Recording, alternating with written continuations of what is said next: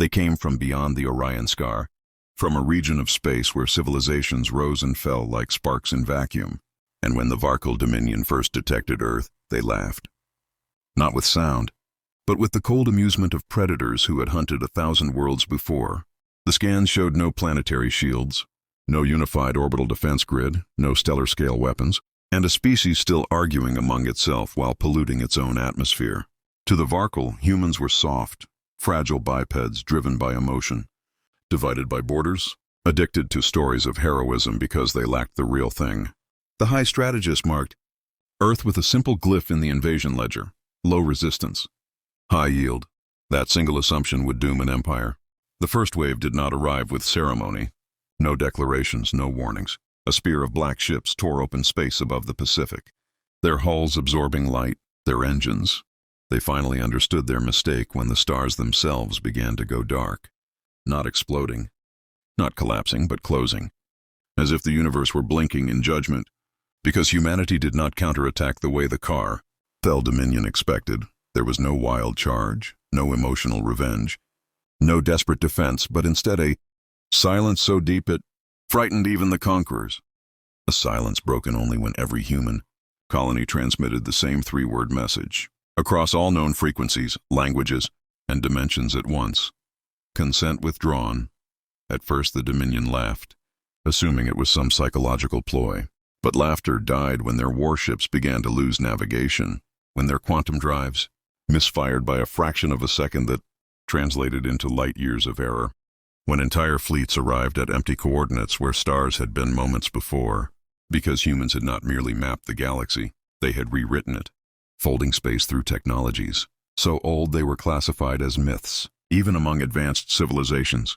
And the Dominion learned too late that humanity's greatest weapon was patience forged by extinction events, by near apocalypses survived again and again. Because humans did not build weapons to win wars, they built them to end eras. The first demonstration was not violent. A single human envoy appeared aboard the Dominion, flagship without alarms triggering, without doors opening, simply standing there as if reality itself had allowed him entry. And when the Dominion commanders demanded to know how, he answered calmly that humans had learned long ago how to step between moments, because time was just another battlefield. Humanity had lost once and vowed never to lose again. And when the Dominion attempted to seize him, their soldiers froze mid-movement.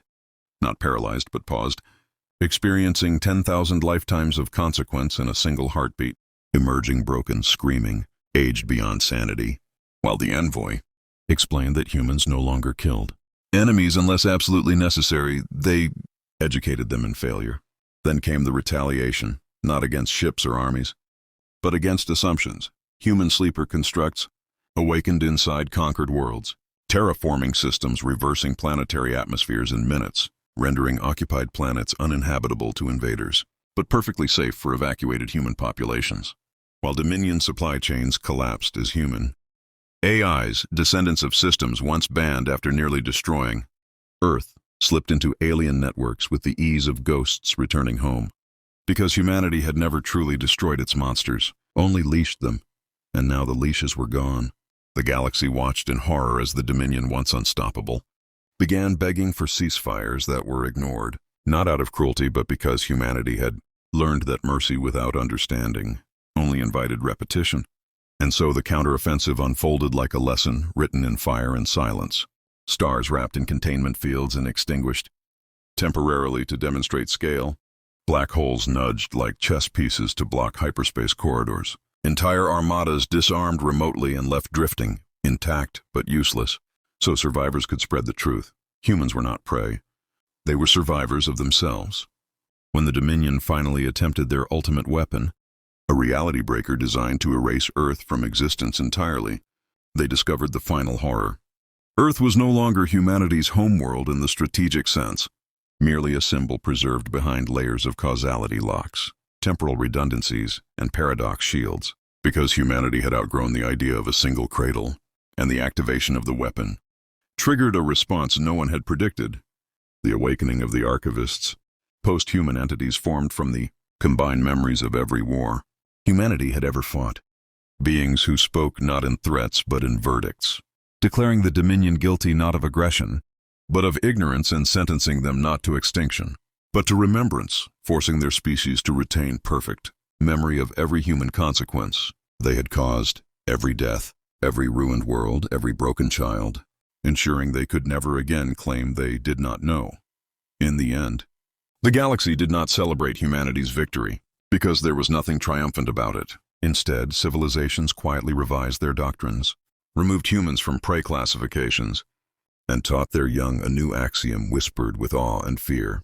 If humans are quiet, it is because they are watching. If humans retreat, it is because they are preparing. And if humans ever say nothing at all, run. And as the last transmission of the conflict faded, a final human message echoed across the stars, not as a threat, but as a warning carved into history itself. We survived ourselves.